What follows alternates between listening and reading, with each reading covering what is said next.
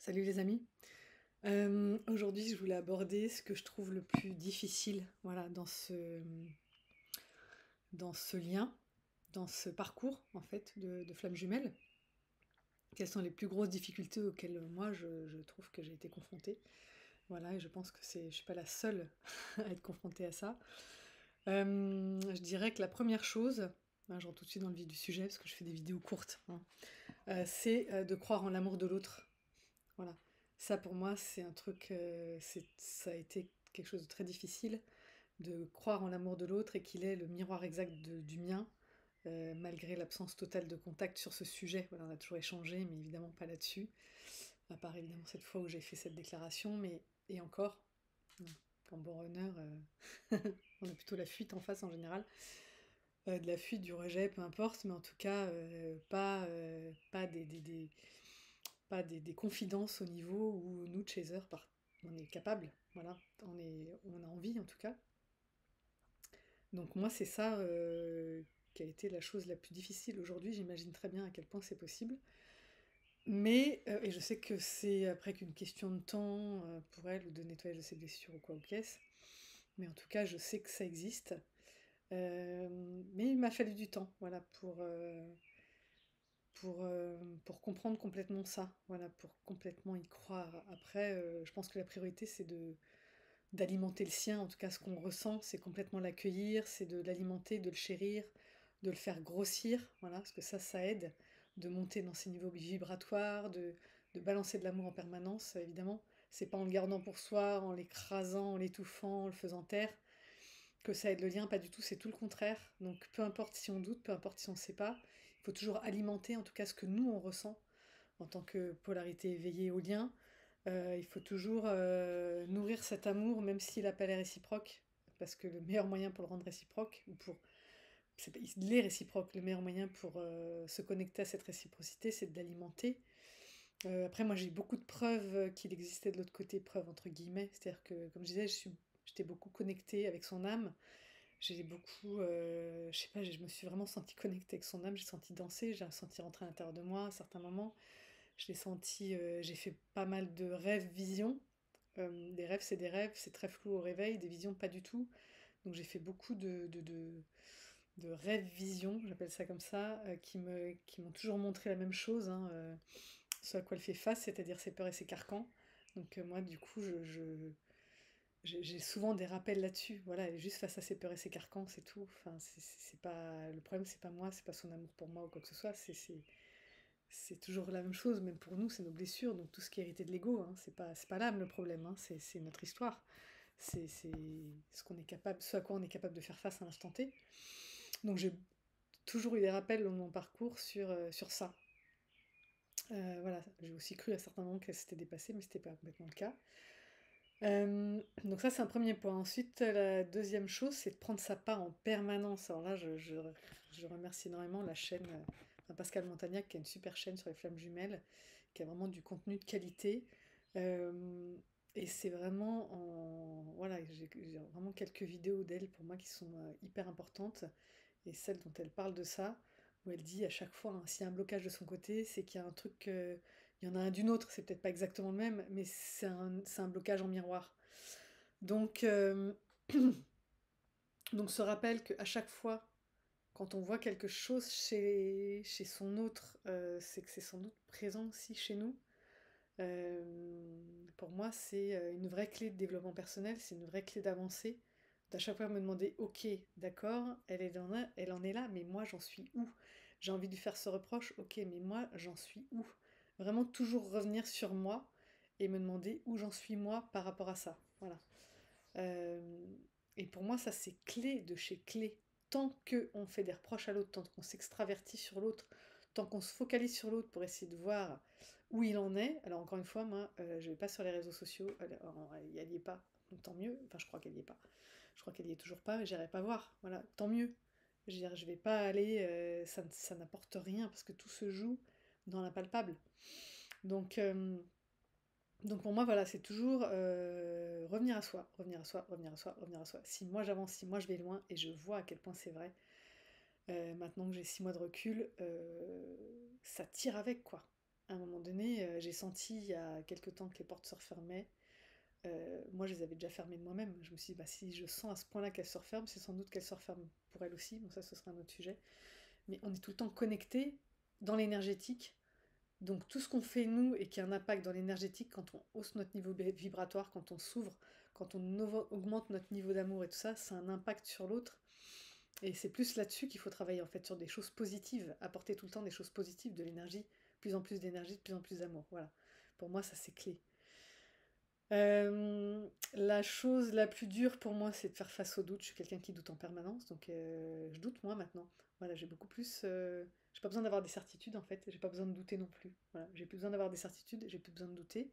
Voilà, j'essaie de sortir de la dualité. Euh, voilà, j'essaye de rien du tout d'ailleurs. Mais au début, nombre de fois, je me suis dit mais est-ce que tu gâtouilles pas ma pauvre? Et en plus, quand elle est revenue me dire ça n'existe pas ce lien. Il y a ci, il y a ça, mais ça n'existe pas. Mhm.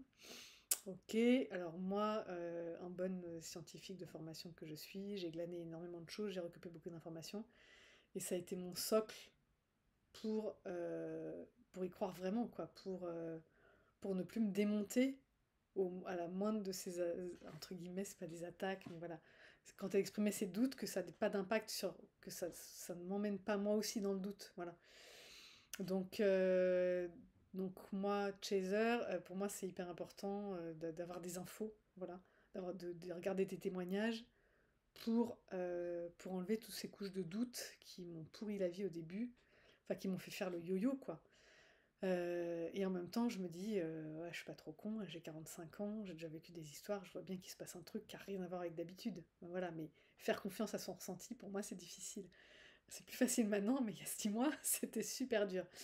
Donc voilà, faire face au doute, je pense que ça a été la pire chose. La pire chose, voilà, est-ce que ça existe, est-ce que ça n'existe pas, est-ce que je suis pas en train de complètement partir en why, est-ce que ce lien existe, est-ce que je suis pas en train de l'enfermer dans un truc, enfin, on n'est pas tout seul, quoi, c'est chaud, quoi. Donc non, ça existe pour de vrai. Euh, Ensuite, là, le plus difficile hein, de faire, c'est faire totalement face aux blessures.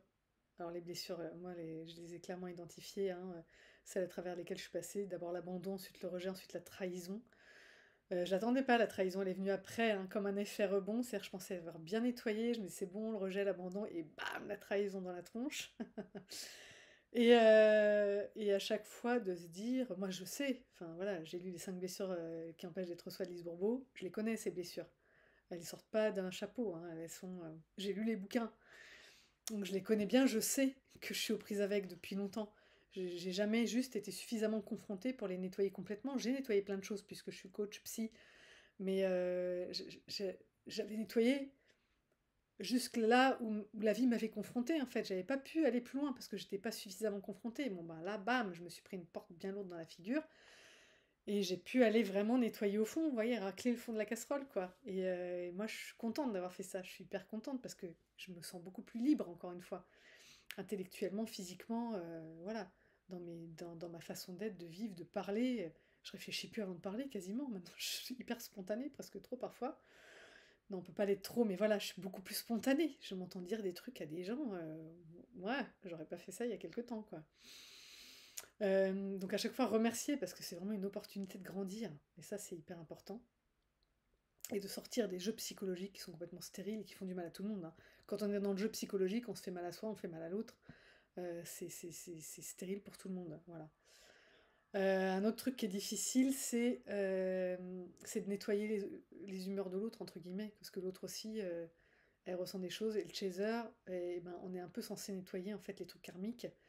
C'est moi qui ai les visions sur nos vies karmiques, sur nos vies passées, alors que même elle a une connexion médiumnique, mais c'est pas elle qui a accès à ça, c'est moi. Le bébé qui a le canal ouvert depuis 6 mois, voilà, j'ai accès à nos vies antérieures, et c'est moi qui ai ramassé la lourdeur qu'elle a avec et qui les ai nettoyées au fur et à mesure que ça arrivait. Ou alors, je dis, je peux me sentir hyper mal du jour au lendemain, sans qu'il y ait aucune raison dans ma propre vie, ni dans mon propre cheminement sur ce chemin-là, hein. Et ben, j'apprends quelques jours plus tard que c'est elle qui était dans des marasmes pas possibles, quoi. Donc, et je sais aussi que quand je vibre très haut, ça a un impact sur elle. Donc voilà, d'accepter de nettoyer sa merde et un peu la merde de l'autre aussi, sans attendre de médaille, sans lui dire, sans juste parce qu'il faut faire le job. Mais encore une fois, c'est le prix à payer pour faire un parcours court, et moi je suis prête à payer ce prix-là pour faire un parcours court. Voilà. Je suis heureuse de le faire même. Parce que tout ce que je fais, ça me grandit, tout ce que je donne, ça me grandit moi. Je veux dire, voilà. Et ça, c'est quelque chose qu'il faut vraiment comprendre, c'est que tout ce qu'on se donne, on se le donne. Tout ce qu'on donne, on se le donne avant tout à soi-même. Et tout ça, c'est des processus qui renforcent.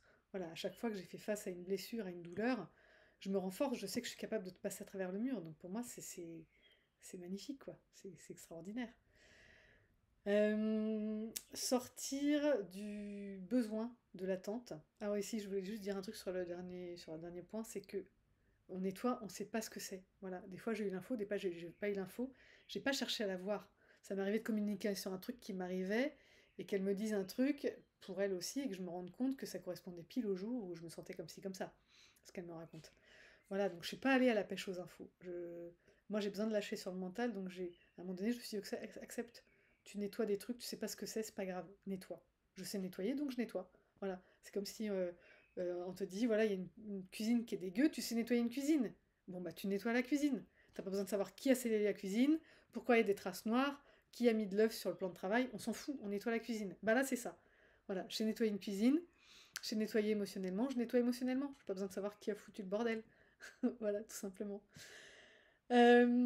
Sortir du besoin et de l'attente. Voilà, ça c'est un bon challenge aussi pour moi. L'attente, là, c'est pareil. Une belle vidéo de Pascal Montagnac, je suis assez sur justement la loi d'attraction, où elle explique hyper bien que ça marche pas si on est dans l'attente. Pour moi, cette vidéo, elle est vraiment très forte aussi. Donc voilà, quand on est dans l'attente, on bloque les choses. Être dans l'attente, ça veut dire ne pas faire le job pour soi, ça veut dire attendre, comme si on était comme ça sur le bord de la route, on attend les bras croisés que l'autre fasse le job. Bah, ça veut dire que si on fait ça pendant ce temps-là, nous, on n'est pas en train de faire le job, on est en train de rien faire en fait. Et ça, c'est pas ok. Donc si on a des blessures à nettoyer, on nettoie ses blessures. Si on a nettoyé ses blessures, eh ben, on contribue, on fait ce qu'on a à faire, on va dans notre mission de vie, on a du taf quoi en fait. Donc on bosse, hein, on bosse, on fait ce qu'on a à faire, on n'est pas dans l'attente. Et sortir du besoin aussi, moi, en bande dépendante que j'étais là, euh, en fait, je savais pas comment. Ah voilà, c'est ça. Je savais pas comment être en relation avec l'autre si je faisais pas sentir à l'autre que j'avais besoin de lui. J'ai toujours construit mes relations comme ça, c'est comme ça qu'on m'a appris en fait. Dans une relation de couple, on est dans un besoin mutuel de l'autre. Sinon, qu'est-ce qu'on fait ensemble? Et bah voilà, et bah quand on est flamme jumelle, c'est ça qu'on apprend. On apprend que on peut s'aimer sans être dans la dépendance l'un de l'autre. Et ça, c'est quand même fabuleux. C'est un amour qui est construit sur une liberté totale, en fait. Et ça, c'est... Quand j'ai pris conscience de ça, je me suis dit, merde, je sais pas... Donc j'ai eu un blanc, en fait, pendant 24 heures. Mais il y a pas longtemps, hein, il y a quelques semaines, j'ai pris conscience de ça. Je fais, ok, je peux plus être sur ce registre. Où je vais vers elle pour lui demander des trucs en position basse, alors qu'en fait, je sais exactement ce que je dois faire, juste pour être en lien avec elle, pour lui donner une place, mais elle n'a pas besoin que je lui donne une place, elle a sa propre place, elle n'a pas besoin de moi pour ça. Et ça, c'est voilà, ça c'est quelque chose aussi à vraiment comprendre, c'est que on est dans une relation d'égal à égal, donc il faut plus être dans la dépendance à l'autre, il faut plus être dans le besoin de l'autre. Il faut être chacun sur ses rails en parallèle, même si on va faire des trucs conjointement, ça j'ai aucun doute, mais aussi, on a aussi chacune faire nos trucs de notre côté. Et ça aussi, j'en ai aucun doute, on a chacune nos choses à apporter, on est chacune sur des rails différents aussi. Et il n'y a pas nos âmes, même si nous, physiquement, on n'a pas le même âge, nos âmes, elles ont le même âge, elles sortent du même œuf. On est des flammes jumelles.